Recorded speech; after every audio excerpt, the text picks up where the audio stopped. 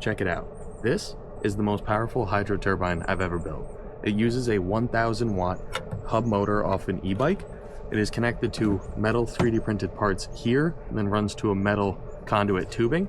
This way I can extend it down into the waterfall and get a pretty decent power output. It is a 3-phase motor, which we will switch over into DC output via this rectifier right here. So it will all run over. Right now we're fighting sunlight, so let's get over, do some testing. But while I'm driving there, why don't you check out how I built it. Here is the bread and butter. This is your, I think it's a 1000 watt. I've seen them claim to be 2000 watts, but this is your hub motor. And you can see right there, those 6 holes right there, which I think is for your disc brake, is actually where we're gonna be mounting our 3D printed impeller wheel to. And you can see this thing is giant. It's about 380 millimeters in diameter, which I think is like 14 inches or so. Could be wrong. But so that'll bolt right onto here. And in the future, we might try and utilize the gears and the sprockets on here. But for the meantime, let's throw this on and go from there. We now have the hub motor securely attached to the impeller. And from here on out, I'm probably just going to call it either the water wheel or the impeller wheel, vice versa. But so we have it securely attached. And the way it works is the shaft right here will actually sit in place. Like, so that will be securely affixed, which I will show you how in a second. And then the water wheel will spin around the outside, and that is how the motor will spin. So if both of those spun, it wouldn't make power because it wouldn't be acting against itself. But so the way it's going to attach is this metal 3D printed part. And it's a little hard to see, but this is a 3/16 stainless steel part that was sent to me courtesy of PCBWay. Thank you guys, this is an awesome part. It's gonna work perfectly for this project. And the reason I had them send it out is because the plastic one just wouldn't have cut it. This is a very heavy project, and the force of the water acting on it is gonna be a huge increase in load. So with that being said, I just wanted to thank PCBWay again. They do a lot more than just PCB boards. They have CNC work, 3D printing, metal 3D printing. So not just in metal, you can also get resin prints, ASA, a lot of the more common engineering materials. But if you need metal prints, they offer aluminum, titanium, 3/16 steel, tool steel. So make sure to check out PCBWay and thank them for sponsoring this video. Let's get back to building and we'll get these mounted, and then, as you might want to call it, and what I'm gonna call it is, we'll attach the ladder. It's actually just tubing that's gonna allow me to hold it, and it's braced in the middle to give it a little more strength. But the finished result really resembles a ladder. So let's get it built, and I'll see you guys in a second. All right, we've got everything connected, and I've actually added in a little redundancy. It's paracord that's attached to the motor on the inside. This can be wrapped around the railing and clipped on where we're testing. This way, if something happens, I don't lose the entire project, or hopefully I don't. So that's added on. It's zip tied, and as you can see, this thing's a monster. So everything's connected, it's ready to go. Oh, we also have the worst soldering I've ever done, so I won't zoom in on that, but the bridge rectifier, so we can convert it over to DC, maybe hook up our heaters, and this plugs in and runs right up the side. I don't have it zip tied, just so we can be flexible, move it around as we need to. So let's go test. We have now made it to the waterfall in our testing spot here. It's a little bit chilly. You can see there's actually some ice on the water, but if you guys notice anything in that build or in this testing upcoming, let me know what you guys think. Comments, suggestions, anything helps. And if you've seen my other videos, you'll see I incorporate a lot of your designs, and a lot of the time they make the product better. So let me know what you guys think, and let's head over and test before we look like that water. This spot looks like it's probably the best. It looks the most laminar in terms of flow. So we're gonna put it down in there and see what kind of voltage reading we get. And then we're gonna hook up the heater and maybe two and see what kind of power we can get, if there is enough power to get a reading. So let's get it in there.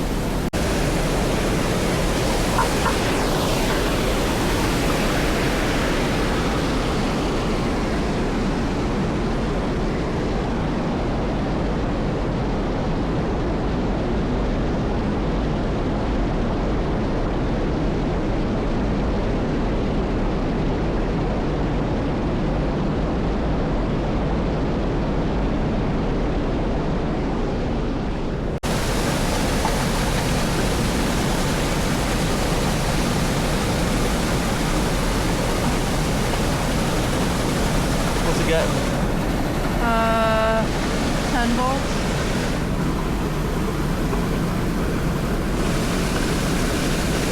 I can't get the screen to pick it up. So there's actually a metal plate right there, and here, I'll show you guys so you can see. So we're actually gonna move back to the other spot because the water is flowing a little bit quicker and there's not that plate. So let me show you.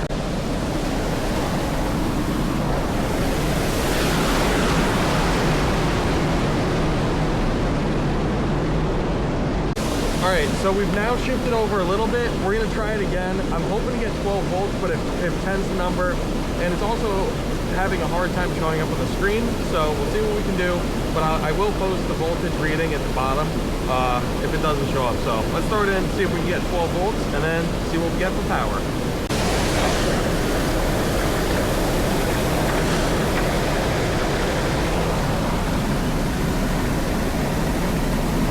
What do you got? 12, 13. Let's see what we get for power now.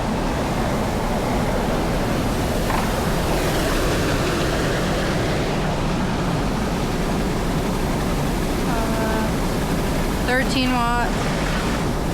Oh, hold on.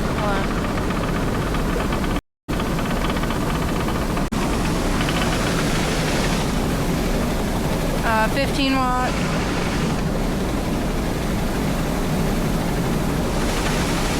Let's try 17. Let's try putting a second heater on, because I've seen these heaters claimed that they're 25 watts, but a lot of the time they only make about 20 watts of power. So let's throw a second one on. All right, we now have 2 of those heaters hooked up. Let's see if that power jumps up anymore. If we were at the limitation, then technically the power won't go up, but I think we are limited by the resistance of 1 heater. So let's find out.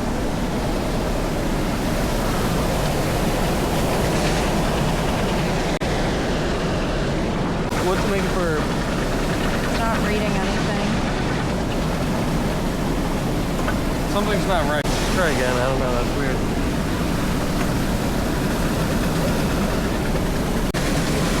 I'm stuck. It's starting now. 16, 18, 17, 19.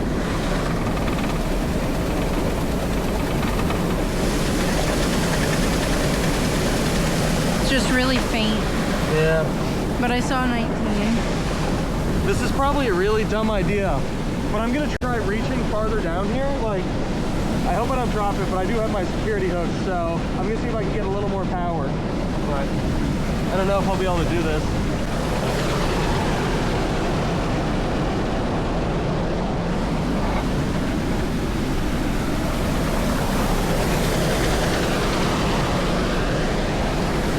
Uh, 14, 29, 33,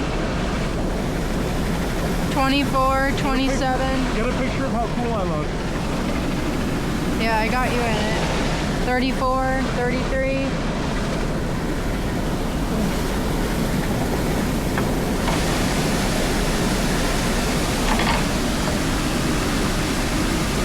It got really heavy. Do I look cool? Yeah. Cool. 34 watts? Or 34 watts? 34, yeah. That's 34, 33. But that wall's leaking. I don't know if you can see it. Possibly. Alright.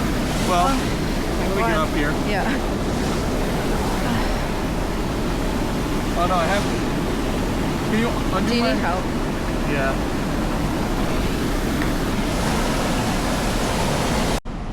So I'm not sure if you caught that, but 34 watts on our first test isn't too bad. We didn't lose anything. We didn't even have to use the safety factor in place. So what do you guys think? What would you add? What would you change? How can we make more power? Obviously, if we utilize these gears and sprockets here, we can get a little bit more power, but in this design, changing it, what would you guys do? And as always, hit that like, comment, subscribe button. It really helps the channel, really helps me grow. I'm trying to hit 1,000 subscribers before the end of the year. I know it's a hard task, but together I think we can do it. I'll see you guys in the next one. You just see me run by and jump in the water right here. Like those videos where they just hit the ice and slip. Yeah. You know? Yeah. That could be me. Test it. I'll see you.